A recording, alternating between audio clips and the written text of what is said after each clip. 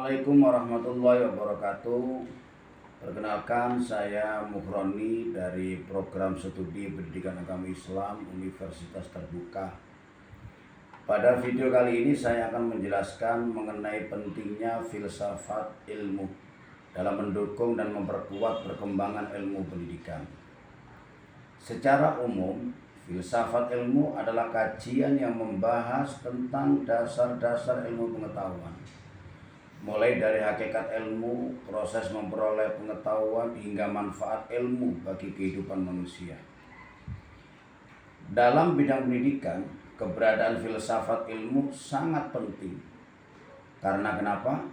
Karena pendidikan tidak hanya berorientasi pada penyampaian materi pembelajaran, melainkan juga pada pembentukan pribadi peserta didik agar memiliki karakter, kemampuan berpikir logis, dan nilai moral. Peran pertama filsafat ilmu dalam pendidikan adalah memberikan landasan yang kokoh bagi ilmu pendidikan. Hal ini dapat dipahami melalui 3 sudut pandang utama, yaitu ontologi, epistemologi, dan aksiologi. Dari aspek ontologi, filsafat ilmu membantu memahami hakikat pendidikan itu sendiri.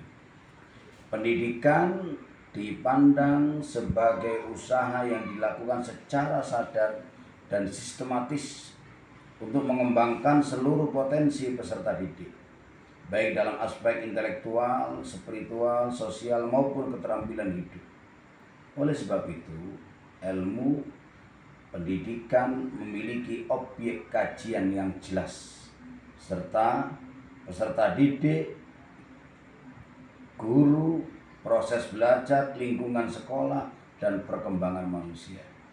Selanjutnya, dari sisi epistemologi, filsafat ilmu menjelaskan bagaimana pengetahuan dalam bidang pendidikan dibangun. Ilmu pendidikan berkembang melalui penelitian, observasi, analisis, data, eksperimen, dan evaluasi yang dilakukan secara ilmiah. Dengan cara ini, pendidikan tidak hanya berdasarkan asumsi atau kebiasaan, tetapi memiliki dasar metodologis yang dapat dipertanggungjawabkan. Kemudian, dalam perspektif aksiologi, filsafat ilmu menekankan pentingnya nilai dan manfaat pendidikan.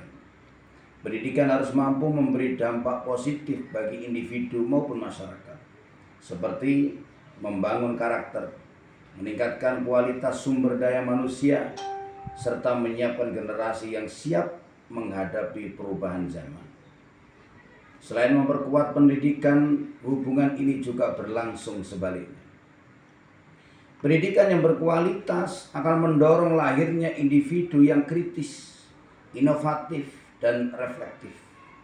Melalui proses pembelajaran, seseorang terdorong untuk bertanya, menganalisis, dan mencari solusi terhadap berbagai persoalan.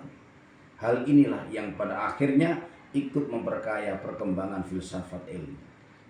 Dengan demikian, ilmu dan pendidikan memiliki hubungan yang saling mendukung. Filsafat ilmu menyediakan dasar pemikiran dan kerangka analisis, sementara pendidikan menjadi media nyata untuk menerapkan serta mengembangkan gagasan tersebut. Filsafat ilmu juga dikenal sebagai alat analisis dalam menyelesaikan persoalan pendidikan.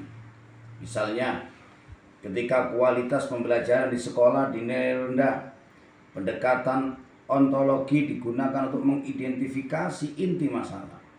Apakah berkaitan dengan kurikulum, kompetensi guru, peserta didik, atau lingkungan belajar? Pendekatan epistemologi kemudian digunakan untuk menilai apakah metode pembelajaran yang diterapkan sudah sesuai dengan prinsip ilmiah dan kebutuhan peserta didik. Sedangkan pendekatan aksiologi berfungsi untuk menilai apakah hasil pendidikan tersebut benar-benar memberikan manfaat atau sesuai dengan tujuan pendidikan nasional.